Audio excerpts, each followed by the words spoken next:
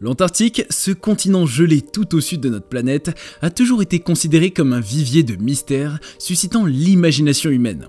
Des histoires de civilisations perdues aux rumeurs d'extraterrestres, cette vaste étendue glacée renferme de toute évidence des secrets incroyables qui pourraient changer tout ce que nous croyons savoir sur notre monde.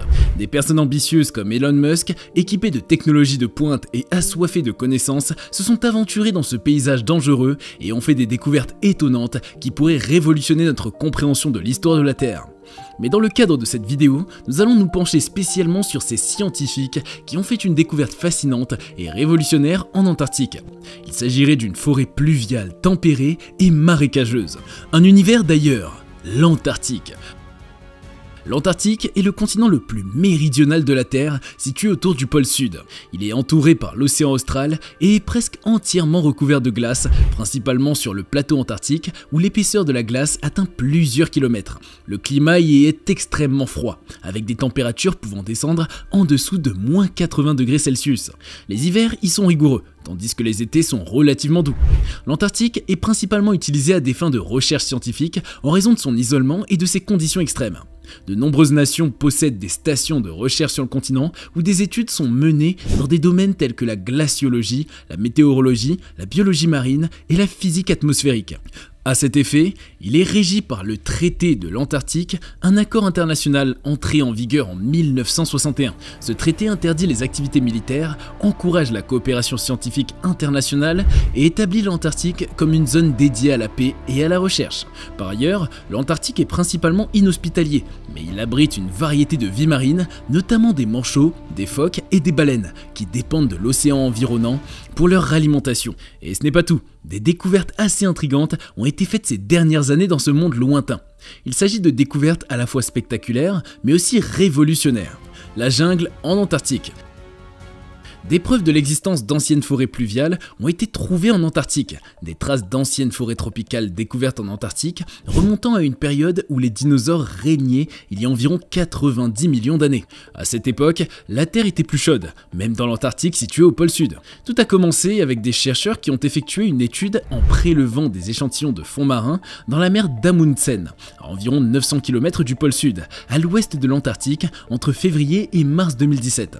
À l'aide d'une foreuse à bord d'un navire de recherche polaire, ils ont extrait une carotte de sédiments près des glaciers Pine Island et Thwaites. Les analyses tomodensitométriques de cette carotte ont révélé des échantillons bien préservés de sols forestiers, de pollen, de spores et même de systèmes racinaires. Ces découvertes ont permis d'identifier des structures cellulaires, y compris du pollen provenant des premières plantes à fleurs situées à proximité du pôle Sud.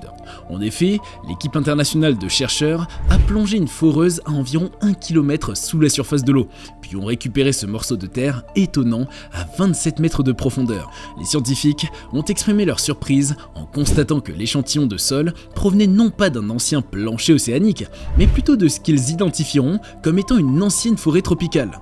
Ayant fait des analyses approfondies, les chercheurs ont découvert que le sol brun-gris devrait cacher un tas de secrets comme un réseau dense de racines fossilisées, ainsi que du pollen et des spores provenant de pas moins de 65 espèces végétales différentes.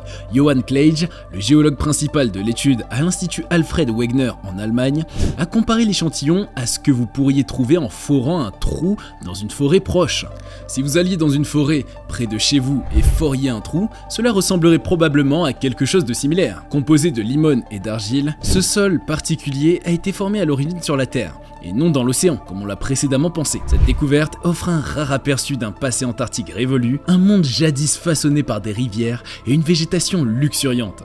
Plus important encore, elle aide les scientifiques à mieux comprendre comment ce continent important pour tous pourrait réagir au changement climatique actuel causé par l'homme. Bien que l'Antarctique soit actuellement presque entièrement couvert de glace, il fut un temps où il abritait des dinosaures et d'autres animaux, faisant partie du supercontinent Gondwana. Même après la séparation du Gondwana, l'Antarctique a conservé une végétation luxuriante et des écosystèmes de toundra avant de devenir principalement glaciaire au cours des 20 derniers millions d'années. Bien que des formes de vie robustes, comme les manchots empereurs emblématiques, subsistent toujours, l'âge d'or hospitalier du continent appartient désormais au passé depuis longtemps révolu, un passé révolu que des scientifiques nous font découvrir et comprendre. Des données impressionnantes.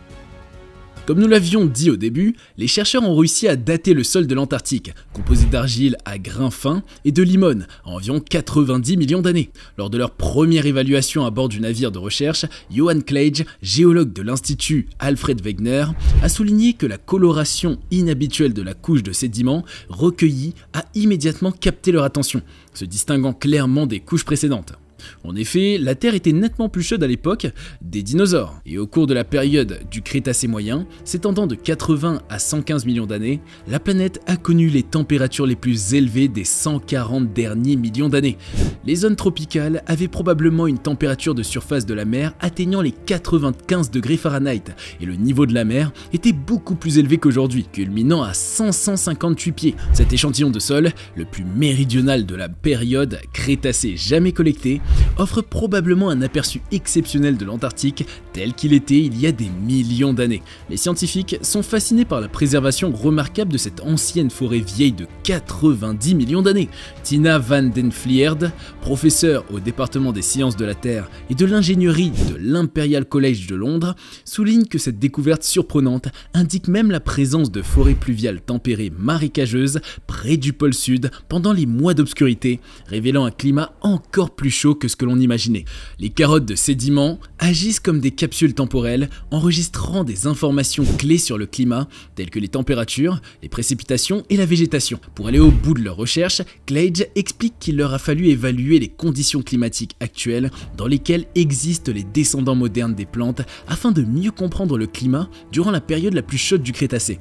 Les résultats décrivent un portrait inhabituel du pôle sud, où la côte de l'Antarctique occidentale n'était pas recouverte des glaciers actuels, mais plutôt par des forêts pluviales marécageuses. À cette époque, la température moyenne diurne était de 53 degrés Fahrenheit, ce qui, bien que semblant doux, est extraordinairement chaud pour une région proche du pôle sud, où les températures actuelles oscillent entre -76 et -14 degrés Fahrenheit. Et il faudrait également noter que la calotte glaciaire de l'Antarctique n'existait pas à cette époque. Les températures des rivières et des marais étaient d'environ 68 degrés Fahrenheit, avec une température estivale avoisinant les 66 degrés Fahrenheit. Les chercheurs estiment que les précipitations atteignaient environ 97 pouces par an, soit à peu près la même quantité que le pays de Galles reçoit aujourd'hui. Une végétation plutôt surprenante. Selon les chercheurs, les forêts antarctiques devraient être similaires à celles que l'on trouve aujourd'hui sur l'île du sud de la Nouvelle-Zélande. Mais alors, comment l'Antarctique a-t-il pu maintenir des forêts pluviales tempérées alors qu'il connaissait une nuit polaire de 4 mois sans voir la lumière du soleil pendant tout ce temps, même il y a des millions d'années? Pour arriver à une réponse, les scientifiques devaient se pencher sur certains aspects, notamment la température. Les études du sol ont révélé des indices de fortes pluies avec une température annuelle moyenne d'environ 54 degrés Fahrenheit et une température estivale moyenne de 66 degrés Fahrenheit. Les températures des rivières et des marécages atteignaient même 68 degrés Fahrenheit, malgré l'absence de soleil pendant un tiers de l'année. Les chercheurs expliquent que de telles conditions étaient possibles grâce à une végétation dense et à l'absence de grandes calottes glaciaires dans la région. Mais ce n'est pas tout. De plus, les nouvelles découvertes suggèrent que les niveaux de dioxyde de carbone dans l'atmosphère étaient plus élevés à cette époque que ce que nous pensions jusque-là, tout comme les températures mondiales. Et il faudrait savoir que le dioxyde de carbone a un effet de réchauffement sur l'atmosphère et la planète, ce qui crée un effet de serre qui piège la chaleur du soleil. Les modèles climatiques existants sous-estimaient la dioxyde de carbone atmosphérique, crucial pour créer un effet de serre qui retient la chaleur. Le professeur Gerrit Lohmann de l'Institut Alfred Wegener en Allemagne, co-auteur de l'étude, indique que les concentrations de dioxyde de carbone nécessaires pour expliquer les températures antarctiques étaient plus élevées, entre 1120 et 1680 ppm, dépassant les estimations antérieures de 1000 ppm.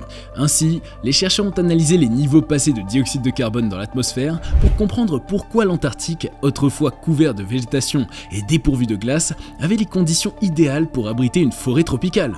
Malgré une nuit polaire de 4 mois au Crétacé, la forte concentration de dioxyde de carbone maintenait un climat tempéré autour du pôle sud, permettant à la végétation de prospérer sans la présence de masse glaciaire, expliquant Thorsten Bickert, géoscientifique au centre de recherche Maroum de l'université de Brême. Cependant, le défi actuel pour les scientifiques demeure la compréhension de ce qui a conduit l'Antarctique à se refroidir suffisamment pour former des couches de glace, un mystère encore à élucider. L'Antarctique demeure un lieu mystérieux et fascinant, regorgeant de mystères et d'une longue histoire. Les scientifiques, tout en explorant ce monde glacé, améliorent leur compréhension de l'évolution de la Terre et des impacts du changement climatique. Les découvertes sous la glace antarctique fournissent des informations essentielles sur le passé et les éventuels destins de notre planète. Il devient urgent de préserver cet environnement unique et fragile, surtout alors que l'humanité fait face aux conséquences du changement climatique mondial.